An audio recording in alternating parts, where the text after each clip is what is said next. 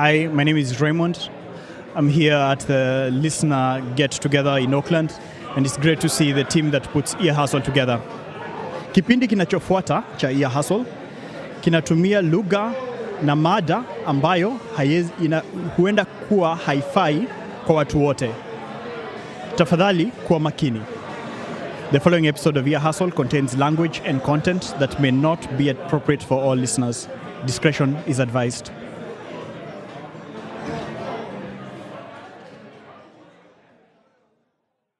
Nigel, what you got? What's that shirt say, Nigel? Oh, isn't it cute? Oh. My niece made it for me. Oh, is that right? With bleach. With bleach? Yeah, isn't that cool? Super cool. She's a smart little one. Okay, can you start by introducing yourself?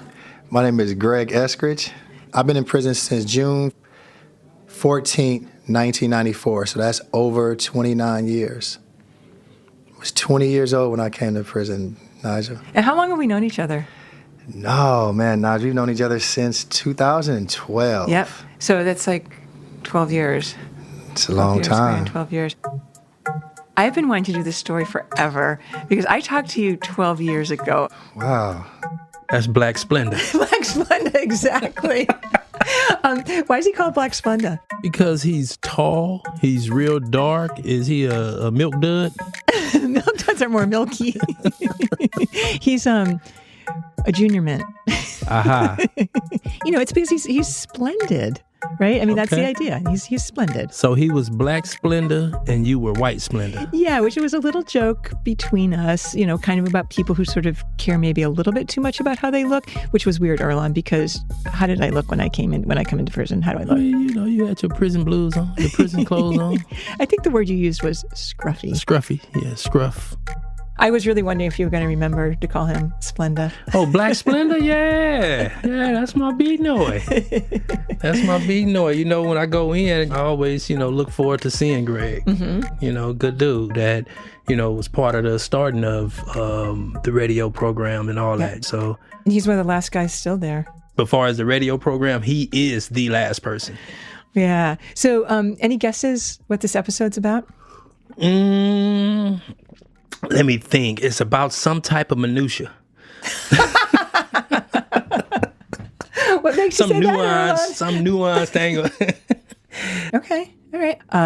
Any other thoughts before we dive in? No. All right. Should we keep playing? I remember I asked you if you could make a list of everything you owned, and Yep. I have that list right here. You still have it? Still have it. So I'm going to ask you, if you don't mind, to just read it. It's going to take you back in time. But actually, can I just describe it? It's an 8.5 by 11 sheet of paper folded in half, and there's just writing on one side of the half of paper. Read it to me, please. Yeah, this is kind of a throwback. Yeah, wait, do you recognize it? Do you remember doing it? I do remember doing it. I remember we talked about it, but it's just crazy to really just see it and have it in my hand, and that's my handwriting. I didn't want to say that list. But you kind of nailed it when you said minutia, because that's what that list is about. Indeed. Will you remind listeners what we're doing in this episode? So, usually at the beginning of the season, we usually start, or at the end of the previous season, we usually list out what we want to do for the next season. This season, there was a wrench thrown in the game that Nigel and I had to come up with a story that neither one of us knew anything about. Exactly. So when we sit down to track, when we sit down to talk about it, everything is going to be fresh to me. So this is our improv. Exactly. And then when it's your turn, I'm not going to know anything about the story. You might. Really? Nah. No, I've done so well not asking anything about it. And you know how curious I am. So I'm very proud of myself. So this story that I've been working on starts with a list that I had Greg make 12 years ago. Wow. 12 years ago. I asked him to make a list of everything he owned. I mean, it's wild that he could do it, right? That he could write down everything that he owned.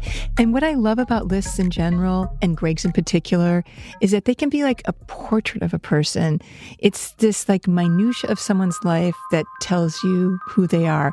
And Earlonne, I am so excited to share this with you. Okay. I mean, I'm waiting.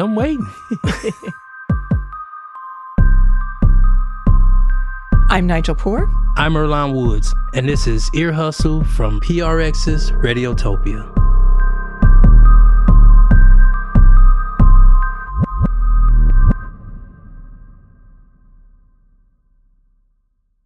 Okay, so here's Greg's list of everything that he owned 12 years ago. Let me see. Okay, a sweatsuit, 4 T-shirts, 2 tank tops, 4 pair of boxers, 6 pair of socks. I have a hat, 2 sets of CDCR clothing, some shorts, ankle braces, 2 pair of shoes, a watch, necklace, some soaps, toothpaste, deodorant, dental floss, Q-tips, tweezers, fingernail clippers, toenail clippers, shampoo, body wash. There's a hot pot, a fan, a television, a Discman with headphones and CDs, thousands of photos, box of letters, several books, stationery pens, a model car, boat, puzzles, food items, soups, rice, oysters, clams, chips, candies, cookies, oatmeal, Zoom Zooms, and Wham Whams. Some things on the list have not changed. I remember a few things from when you showed me this list. One, I'd never heard of Zoom Zooms and Wham Whams before. Yeah. What are Zoom Zooms and Wham Whams? So Zoom Zooms and Wham Whams are basically food items that we describe in prison, like candy and cookies and chips. And so instead of just naming all these items, we just break it down and just say, give me some Zooms and some Wooms. He said some wounds. I know this is also old because I had never heard of Zoom Zooms and Wham Whams before, and I loved when he said that. So, Earlonne, I know you're a snack dude. I used to be a snack dude. I know. I am a snack dude. I'm a snack dude. So, what were some of your favorite Zoom Zooms and Wham Whams? Whew, it was funny because Snickers was Really? like Snickers. I don't even eat Snickers no more, but when I was on the streets in the past, me and my boy Furman, we got up on a Snicker cheesecake one day, and my God, that thing was fire. That sounds so sweet. Because it's a cheesecake, Yeah. and then they crumbled the Snicker on top of it. So we thought we was being slick one day, and went and bought a whole one. Oh my God. And that was too much. So, what about on the inside? Yeah, I mean, definitely Snickers, Reese Peanut Butter Cup, Three Musketeer. I can keep going. Like, of course, when you order packages or you go to the store, you got to get your iced honey buns. You got to have your Munchies food. You need them sweets. What are your Zoom Zooms and Wham Whams now? I try to stay away from Zoom Zooms and Wham Whams. It's kind of hard, but I think the number one, it ain't even a Zoom Zoom or a Wham Wham. It's just sunflower seeds, which is just an old snack, Yeah. Or just something, a pastime, I guess.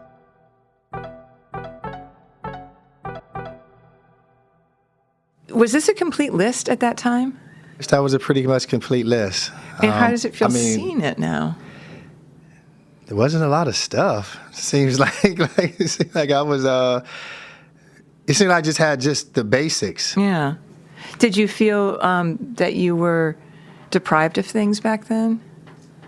Not necessarily deprived of things. I think I just always wanted to maintain just like a small amount of stuff back then. Yeah. He was feng shui with that list. Oh, yeah, totally, right? He was Marie Kondo before that was even a thing. Before it was a thing, yeah, Yep. He was just basics. But it could be, too, because I think we all had just transferred to San Quentin. And usually when you transfer, you got to transfer light. You're supposed to only have like 6 cubic feet. They don't allow you to take everything you got. So it's interesting. If you read this list, it tells you 2 things. One, that he's a new arrival at San Quentin. But Greg says it also speaks to something else, which is that the prison he had been at before was a level 3. Which is a higher security than San Quentin level 2. One of the first things I think can attribute to this list being so small is the fact that when I arrived to San Quentin, I just came from a level 3 prison in Donovan State Prison. And there, in those environments, you pretty much maintain like a small amount of property, because back then I was kind of still in my criminality, so I never knew when I would be sent to the hole. And you don't ever really want to have a lot of property, because for like searches, when officers come in, it's just too much stuff for them to search. And so back then it was like that mentality was like, just keep it just simple, the bare essentials. I mean, you don't want the cops coming into your cell, searching your shit, so you try to keep the bare minimums because you really want the officers in and out. Mm-hmm. So I think it's interesting to think about that little list, and he's talking about back in his criminal mentality, he didn't have a lot, and now he's in a different place in his life. So this list also talks about time passing, right? It marks a particular time in his life that he's just not a part of anymore. So already there's so many clues about him. Yeah, no, definitely. So do you have an idea where this story's going? I have no idea where this story is going. Maybe it's going to what the future looks like. Where did that list go to? I don't know. Yeah. So a few weeks ago now, I went into San Quentin and asked him to make a current list of everything he owns. Is a way that we could talk about where he was 12 years ago and where he is now in 2024. What's amazing is now I'm looking at this list and it's 2 full pages, 2 8.5 by 11 pages full of stuff. Like, it doesn't even seem like this could be the same person. I know. It's crazy to even look at that list. Okay, so 2012, now 2024. This is a difference that 12 years can make. A big difference 12 years can make. Yeah. So just be ready. You're about to hear his current list. Should I lean back? Okay. So, there's a television, a radio, a CD player with a EQ to go along with it, a MP3 player, 10 CDs, a CD holder, 5 pair of headphones, 2 tablets, a watch and 3 batteries, 2 lamps, a clock, 2 fans, 2 hot pots, a battery charger with 8 AA batteries, 7 pair of shoes, shower shoes, 2 pair of boots, 30 books, 16 ink pens, a glue stick, 2 fingernail clippers, pencil sharpener, 4 pencils, 2 erasers, 2 handkerchiefs, 2 dictionaries, 1 phone book, 4 daily planners, 2 calendars, 6 black markers, 1 calculator, 1 whiteout, 6 notebooks, 6 packs of cough drops, 3,492 photos, 26 envelopes, 19 stamps, 8 greeting cards, 2 graduation tassels, 4 rolls of toilet paper, 6 bottles of floor wax, 5 bottles of cleaning agent, a rain suit, a Neo laptop,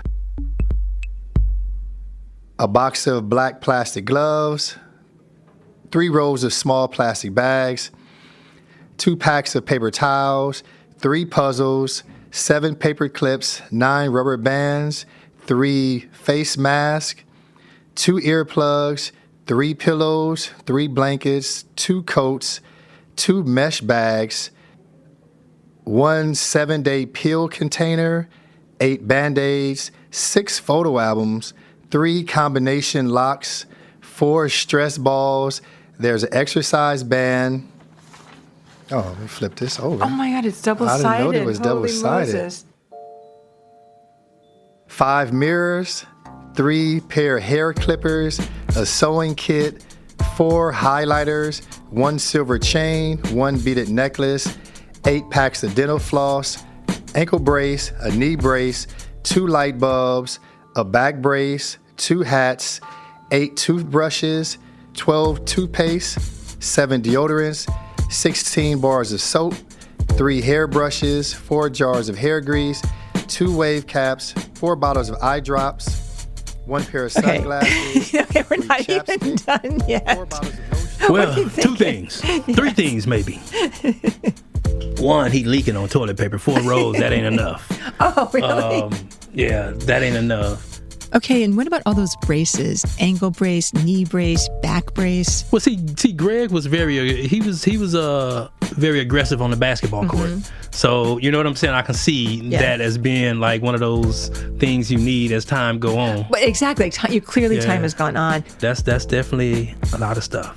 That's not all. You want to hear the rest of it? Yes. I mean, I am on the edge of my seat. I'm so glad to hear that. Okay, we will be right back.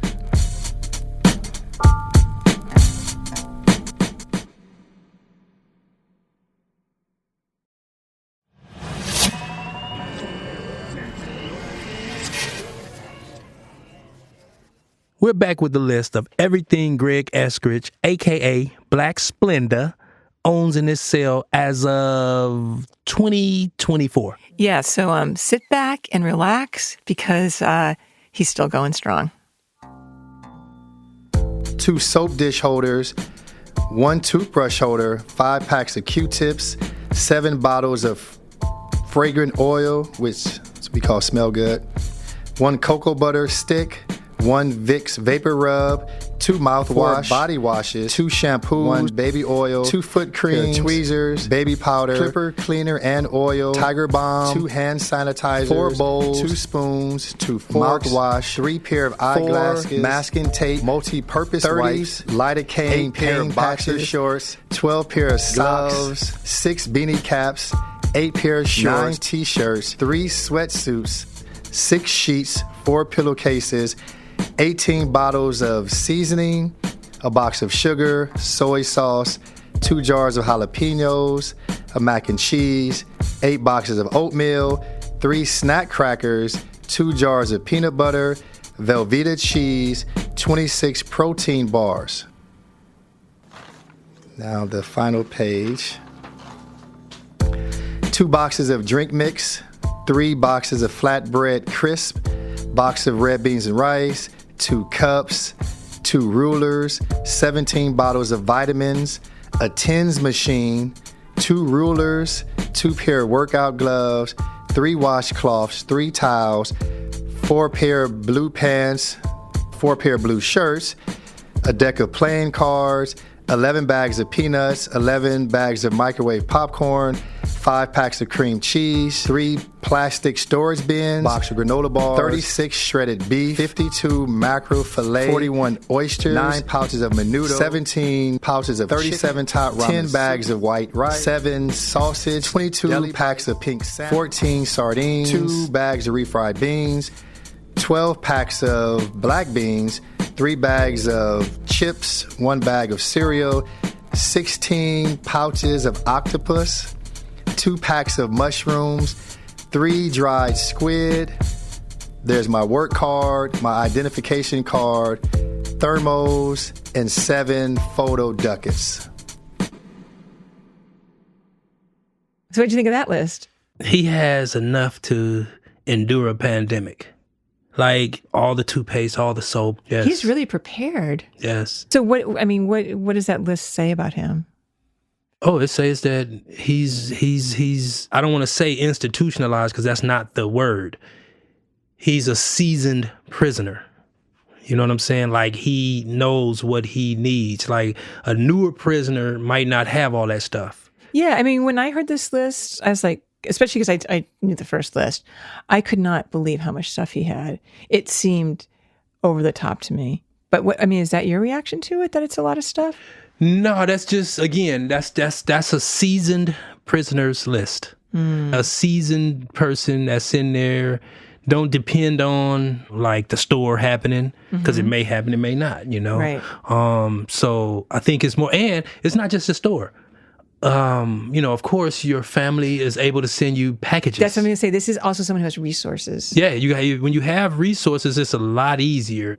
Yeah, I mean, that's why I want to go back to this idea that these lists tell you or the minutia tells you so much, because we can build a portrait of Greg without even really knowing him based on what you know about things that people do in prison. Right. We can tell about how long he's been in prison, what his interests are. As you said, he's a seasoned, what'd you call him, a seasoned prisoner? Seasoned prisoner. Yeah. So there's a lot here that expresses what his experience is, even though there isn't like the typical information that you'd want to build a bio on somebody. So it's fascinating. Or he might prefer to say a seasoned convict. Oh, not a seasoned incarcerated person? No, a seasoned convict. First of all, so much respect that you did this in detail. Most people would not do that, so thank you so much.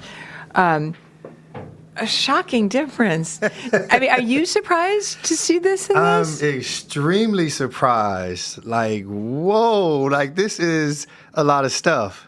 What has changed in your life in the 12 years between this really scant list of items and this quite robust archive of everything in that tiny cell?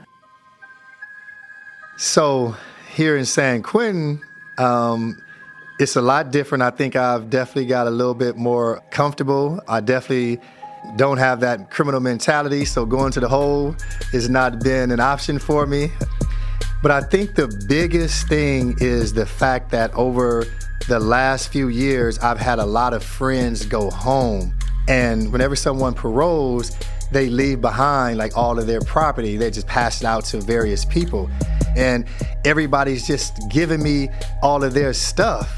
And so now I find myself, like when I was doing this list, I was like, man, Yeah. I have too much stuff in here because everybody went home and left me all of their belongings. So, I mean, there's something really bittersweet about that. Like, he's getting more stuff, but he's getting more stuff because his time is outlasting the time that all of his friends had or people he worked with.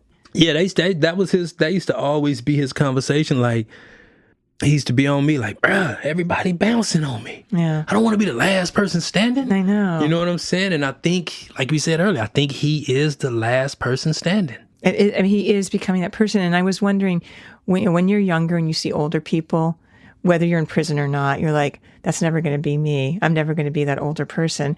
But Greg is becoming that older person that's been in prison a long time. And young guys are now looking at him like, I'm not going to be here in 30 years. And Earlonne, it's true for you and me also. I mean, we are turning into those older people that we used to see. Nigel, you mean you? Why is it a me and you situation? We're both more than as I like to say, half a C note. Well, I mean, you know, again, it all depends on your timeline. You know what my timeline is at. Okay, so you're less. I haven't even hit my 30s yet. What are you talking about? I'm going to let you live in that beautiful fantasy world. Please. But his list is definitely the list of an older man, and that's what comes across to me. I mean, his skin still looks great. Oh, yeah. I mean, that's old Black Splendor. He's still Black Splendor.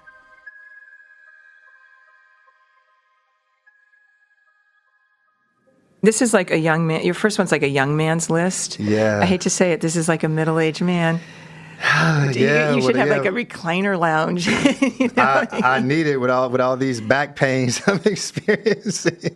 So I'm 50 now. So I probably was like my late 30s You were back in your then. 30s when I met you. Yeah, late 30s back then, Nige. And as a 50-year-old man, I mean, you're supposed to have more when you get old. Yeah, there should be this kind of progress. If you were outside, it would be the same thing. What I'm wondering is, looking at these two lists, do you have more support on the outside now than you used to? Yeah, there's definitely a lot more support. And like I say, a lot of the people I've known have went home. Now, a lot of family and friends in the world have passed on, and friends inside of prison have went home and they've stayed in contact. When you're in prison, you know what it takes to survive inside of prison. Yeah. So when everyone goes home, they're like, hey, we got you. We're going to send you money, put on your books, packages. I'm the last one pretty much left, so I have a whole community of formerly incarcerated people sending me packages and food. Did you note kind of one area where Greg had the most amount of stuff, one category that was very full? Cosmetics? Exactly. Greg has a lot of cosmetics, and Because you saying it says something about him? Like we said, his nickname is Splendor. Splendor, which suggests maybe a little bit of vanity. Either that or he just one of them cats that take care of himself, you know. I think every time Greg step a foot out that door, even if it's probably playing basketball, he gonna be out there glistening. Exactly. I know you have 5 mirrors. Why do you have 5 mirrors? I got to see myself from every angle. No, so what I do with the mirrors are I put them together side by side and make one big mirror. Okay. Because they're so small, but together they make one big mirror. What is the most outrageous thing that is on here in its amount when you look at it? 7 pairs of shoes, 5 pair of headphones, 5 pair of headphones, 2 ears. That's ridiculous. That is 16 ink pens, Nigel. And those are the ones in my cell. Like, I still have, like, probably 30 down here in the media center. I'm getting rid of all that stuff. 4 bags of detergent. 3 hairbrushes. So, well, 2 I've had for a long time. 2 are, like, sentimental. So since I have, like, short, wavy hair, when I wash my hair and then I put the first, like, layer of hair grease in my hair, I have one brush that's a little harder than the other one. One brush is a little coarse, and so I brush my hair to get the wave pattern into my hair. And then I use the softer brush to go over the pattern and pretty much just like smooth it and lay it down. Okay. So that's why I have 2. So it's a method to this. Now, you just can't wake up and look like this. No, you can't. No, you can't. I also see somebody who cares about how they look. Definitely care about how I look. Someone who takes good care of themselves. Mm-hmm. Definitely somebody who wants to have food security. Yeah, absolutely. And that was a big issue for me. Food security was a big issue for me because growing up homeless, I didn't always have security with food. And the way I take care of myself today is because when I was young, I was unable to truly take care of myself because I was like homeless and running away. And so I didn't have clean clothes. I couldn't bathe. I couldn't comb my hair. So my hair was, we called it nappy or coarse back then. And, you know, there was no getting haircuts back then. And so now I really take pride in my appearance, not because I just want to, I think I'm some model or just some, I'm just vanity. It's personal for me because I'm able to take care of myself and I'm more healthy mentally and I feel good when I can look in the mirror in my appearance as well. Also, this is somebody who works and has, to me, purpose because you have a lot of, like, you've got your day planner, a calendar, notebooks, pens, whiteout, paper clips. This is definitely somebody who's prepared to get work done. So that comes across, too. And that's true. I mean, you do a lot of different things here. I find this list is not only comprehensive, it feels very healthy. I don't know. It seems like somebody who's, I hate to say this, you're in prison. It seems like somebody who's living a pretty good life. Is that weird to say? Or maybe not necessarily weird to say because I think I'm doing the best that I can under these extreme circumstances. Yeah. And it's okay. Yeah. I guess I want to refrain what I said about a good life. It's somebody, if I look at this list, it's somebody who's taking care of all of their needs appropriately. Your mental life by having work stuff in school, entertaining by you've got books and puzzles, photographs which show that you are really connected to probably people on the outside, hygiene so that you're clean. So I one of the things I love about looking at objects is I think that they tell us so much about, like, if you just spend a little bit of time, it's so much information that we get from that. Like, this is a completely different person. And also it does show a lot of the growth because back then I wasn't doing a lot of the things that I'm doing now. Like, I was just getting here to San Quentin, just arriving here, and I was just finding my way with rehabilitation and opening up to new people and new relationships and new ideas, self-help and self-care. Those were things that were foreign to me in those other prisons. And then you come to San Quentin and everything just opens up. Yeah.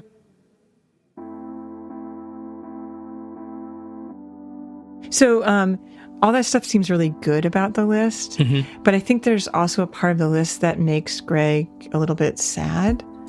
Which parts? Well, yeah, I was going to ask you, what do you think? Do you see anything that might suggest that there's I don't know, what kind of a flip side? Well, I mean, like he said, his upbringing was a little different. He didn't have a lot. So a lot of times individuals want to have things around them to feel more complete, like have a lot of stuff to feel like they're cool, they're okay. That do happen. So if you saw this list, what kind of deductions would you make about this person from reading the list of everything this person owns? I think the first thing I would probably say is this person is entirely too comfortable in prison.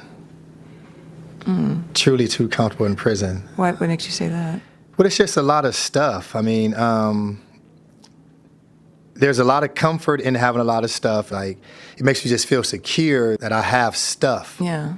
Back then, when I was with this list here, the cell was hollow, and you could just hear the echo bouncing around the walls. But with this list here today, that echo is gone. Like, the stuff has drowned out the echo, and it's very comfortable to know that I'm self-sufficient. Like, I don't really have to go and ask people for things. Like, I think everybody in prison just wants tangible items, like things to just have, because this is a isolated, lonely place, and we don't necessarily have the physical connections that we want. And so these items somewhat replace that physical intimacy that we may be deprived in certain areas. Just having all this stuff, it does make you feel good. So you said about this list shows you that you're too comfortable in prison. Yeah. What does that feel like? So on one end, it feels like I'm going to be in this place for a long period of time, and I have all of these things to be able to sustain that long period.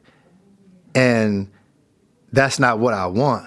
I'm going to start giving some of this stuff away. You are? Definitely. I've already started giving some stuff away. Shoes, if I can find somebody that could wear a size 13, I'm definitely going to go out there during the basketball season and just take like 5 pair of shoes out there and just give them to some of the youngsters who may not have shoes. And definitely some of the headphones. The food's not going anywhere. That's staying with me. But as far as all these extra items, I don't need all this stuff, because I do want to travel light now. Like, I do want to have something that represents this old list now, because it's going to be for a different purpose. Now I'm planning my exit strategy. So do you think this list, as it is now, suggests somebody who's not trying to get out of prison? I would definitely say someone who plans on doing a significant amount of time inside of a prison. So is it almost bad luck to have too much stuff? It's interesting you say bad luck, because I definitely feel like this stuff is going to keep me in prison, and I need to get rid of it. Were you surprised that he said that? That this list shows somebody who's too comfortable in prison? I wouldn't take it as too comfortable, because when you're in prison with a life sentence, that's what it is. So I would just take it as a person that, again, is seasoned in, being inside and know what's needed and know what you need.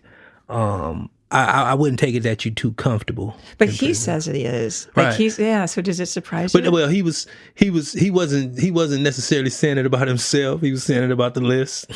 But I think he's saying it about himself. The subtext of this list is, this is somebody who's too comfortable in prison. Yeah, I knew people that had way more shit than that. Okay. You know what I'm saying? Yeah. So if I come back to you in a month and you give me your list, it's going to look very different than this? It will not be all of these pages. So it's 3 pages. And it's not even, pages. and it's more than 3 pages now, because it's on one side, and then there's a line down the middle, and then there's another side. So this is actually 1, 2, 3, 4, 5, 5.5 pages of stuff.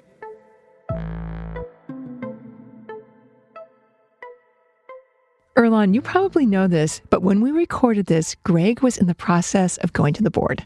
Okay. So, I mean, going to the board is dicey. You never know what they're going to say. Right. And so after 29 years, he's starting that process of going to the board and hopefully letting them see that he's done enough work and that it's time for him to get out. Right. And I was really curious, if he gets a positive response from the board, like, is there anything that he would actually take with him? What do you think? Is there anything he would take with him? Yes, I believe there's a few items he's going to take. Mm-hmm. Yes. What do you think? Pictures, of course. Those 3,000 pictures is going home. All his letters are going home, especially letters that are special that, there's people that are probably not even on this earth anymore. Yeah. And you also take a phone book. Very smart. You take a phone book, even though, in prison, you know everybody's number by heart. What's my number? Your number is 415-555-34 something. You got some numbers right. No, I'm saying 555 because that's the number they put on TV all the time. 555. That's pretty good. What are you going to take any of this with you? Only thing I'm taking is personal items like family photos and phone books, anything personal like legal work, stuff like that. Yeah. But as far as these items, this food and this stuff, I can't wait to be able to walk around and just give all this stuff away, give a radio to somebody. I'm just going to just bless random people that I don't even know. I'm just going to just walk around and be like, hey man, you want an MP3 player? I don't want anything for it. Here, you can have it. You want this Super 3 radio? That's a specialty item in prison because they don't sell them anymore. I've had it for a long time. Here, you can have this. Here, you need a TV? Here you go. You take all this stuff. That's going to feel good, don't you think? You can't wait. So wait, how did you feel giving your stuff away? Oh, I gave 2 fucks about that shit. So there wasn't like, I'm really excited. This is going to feel good to give someone I really care about X. I mean, I gave away a few things to individuals. It's a good feeling to be in that position to give something away. That means you've come a long way, and you're about to enter into that new chapter, into that new world. So, yeah, it's a great feeling to give stuff away because everybody waiting to be in that position.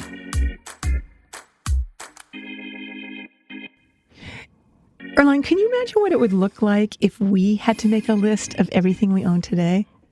the important stuff or just everything, just like Greg did. Everything you own in your apartment and your storage, you have to put on a list. It'd take a cool little minute. I mean, it took me a cool minute to just take pictures of certain things I had, so yeah. I can imagine. It's a huge undertaking.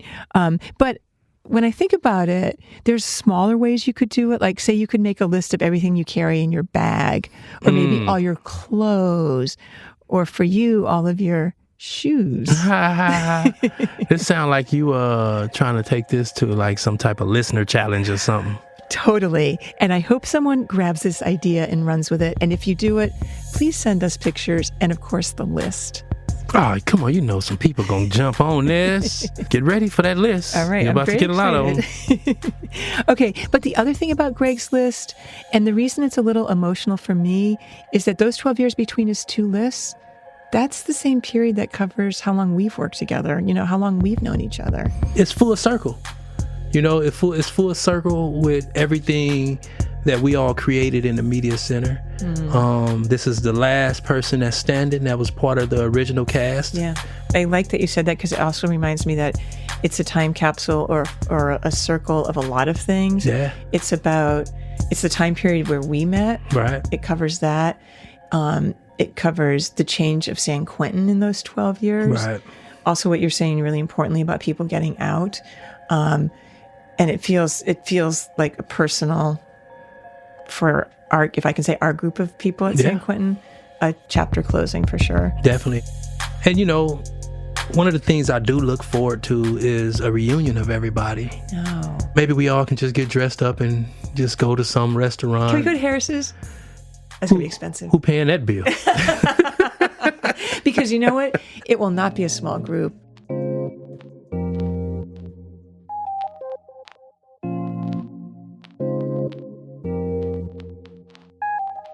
My name is Greg Eskridge, and right now I'm in the Ear Hustle studio talking with Nigel. Yeah, hey, do you have any updates for us? Nigel, you know I actually do. Lay it on me. March 5th, I was granted parole. And what does that mean? After 30 years of incarceration, I'll be going home within the next few months. Hopefully this summer, I'll be a free man. Amazing, because when we were talking, that was not a known, right? It was a definite unknown. Yeah. Definite unknown. It's super exciting. And of course, I'm curious. We talked about the list of everything you own. Is there anything that you will actually take with you when you walk out those gates? The only thing I'm still going to take with me is like phone book, of course, and family, friend photos. That's it. Everything else, I'm going to leave behind. Like everybody left all that stuff behind me. It's amazing. So it really is like the next chapter. Everything you said about what you would take and the excitement about giving things away, now it's real. Man, Wow. 30 years. 30 years, Greg. I still can't believe it. I still can't believe it, Nigel. You know, up until that parole hearing, I would wake up in the middle of the night and I was like so stressed out, filled with anxiety. And now I still wake up in the middle of the night, but I'm like that little kid that knows he has a bike under the Christmas tree and just can't wait to Christmas Day to ride through the neighborhood. That's how I feel now. All excitement. It's great. I'm really looking forward to I'm it. so excited about everything that comes with freedom. Like it's crazy to even think about it. It will be a day to celebrate for sure. So this is going to be the last time I'm ever going to be able to ask you to do this because you're going to be busy and then you're going to be out. Can I ask you to read the credits for this episode, please? Absolutely. Thank you. With pleasure. Ear Hustle is produced by Nigel Poor, Earlonne Woods, Amy Standen, Bruce Wallace, and Rasan New York Thomas. Shubnam Sigmund is the managing producer. The producing team inside San Quentin includes Darrell Sadiq Davis, Tony De Trinidad, and Tom Wynn. The inside managing producer is Tony Tafoya. Thanks to Acting Warden Andis at San Quentin, Acting Warden Williams, and Lieutenant Newborg at the California Institution for Women for their support of the show. Thanks also to this woman here. I am Lieutenant Giamari Berry, the Public Information Officer at San Quentin Rehabilitation Center, and I approve this episode. This episode was made possible by the Just Trust, working to amplify the voices, vision, and power of communities that are transforming the justice system. For more information about this episode, check out the show notes on Ear Hustle's website, earhustlesq.com. You can also find out more about the show on Instagram, Facebook, and YouTube at Ear Hustle SQ. Earlonne Woods sound designs and engineers the show with help from Fernando Arruda, Harry Colhane, Rashid Zinneman, and Darrell Sadiq Davis. Want more Ear Hustle? Subscribe to Ear Hustle Plus. We've got bonus episodes and live chats where we chatted up with listeners about the show. Something we've always wanted to do and is very exciting. It is super fun. You can subscribe at earhustlesq.com/plus or in the Apple Podcasts app. And Nigel, let's clear something up real quick. Yes, please. Ear Hustle is still free to all who want to listen. Always will be. We're just offering some extra stuff to those of you who subscribe so we can pay a few bills. Excellent. And don't forget to sign up for our newsletter, The Lowdown. Subscribe at earhustlesq.com/newsletter. And while you're at it, leave us a review on Apple Podcasts. That's a big help to the show, and we really appreciate you. Ear Hustle is a proud member of Radiotopia from PRX, a network of independent, creator-owned, listener-supported podcasts. Discover audio with vision at radiotopia.fm. I'm Nigel Poor. I'm Earlonne Woods. Thanks for listening. I want it to be like that. 60 Minutes. I'm Earlonne Woods.